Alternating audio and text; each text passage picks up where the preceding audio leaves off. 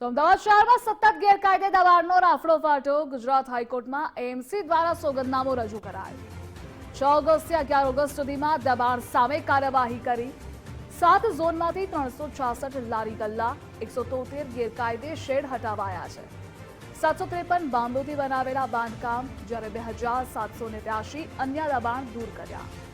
1025 ગેરકાયદે હોર્ડિંગ, 442 ગેરકાયદે વાહનો સામે કાર્યવાહી। 8 દિવસની કામગીરીમાં એએમસીએ વહીવટી ચાર્જ પેટે 2.93 લાખ વસૂલ્યા છે। બોપલમાં કાર્યવાહીનો અલાયદો રિપોર્ટ એએમસીએ કોર્ટમાં પણ મૂકેલો છે।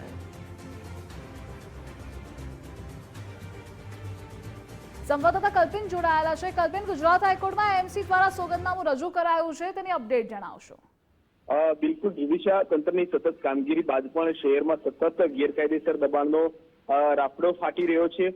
ગુજરાત હાઈકોર્ટની અંદર બિસ્માર રોડ રસ્તા રખડતા રોડ સાઇડ પાર્કિંગ સહિતના જે મુદ્દાઓ પર ચાલતી કન્ટેમ્પ પિટિશન છે, તેમાં ગુજરાત હાઈકોર્ટની અંદર આજે અમદાવાદ મહાનગરપાલિકા દ્વારા એક વિશેષ એફિડેવિટ આજે રજૂ કરવામાં આવી છે, જેમાં 6 ઓગસ્ટથી લઈને 11 ઓગસ્ટ સુધી અમદાવાદ મહાનગરપાલિકાએ ગેરકાયદેસર દબાણો સામે કરેલી કાર્યવાહીની વિગતો કોર્ટ સમક્ષ મૂકવામાં આવી છે। વિવિધ 7 ઝોનમાંથી 366 લારી ગલ્લા, 173 ગેરકાયદેસર શેડ, 353 બાંબુથી બનાવેલા બાંધકામ સહિત 2789 અન્ય દબાણો દૂર કરવામાં આવ્યા છે। 1025 ગેરકાયદેસર હોર્ડિંગ, 4442 ગેરકાયદેસર વાહનો સામે કાર્યવાહી કરી દંડ ફટકારવામાં આવે છે।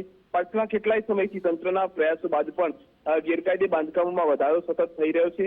8 દિવસ કરેલી કામગીરીમાં એએમસી વહીવટી ચાર્જ પેટે 2,93,100 રૂપિયાનો વસૂલ્યો છે દંડ।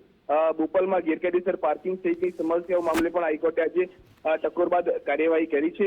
બોપલમાં કરાયેલી કાર્યવાહીનો અલાયદો રિપોર્ટ અમદાવાદ મહાનગરપાલિકા તરફથી કોર્ટમાં મૂકવામાં આવ્યો છે। આ પ્રમાણે આખી વિગતો છે તે અમદાવાદ મહાનગરપાલિકા દ્વારા ગુજરાત હાઈકોર્ટ સમક્ષ રજૂ કરવામાં આવી છે।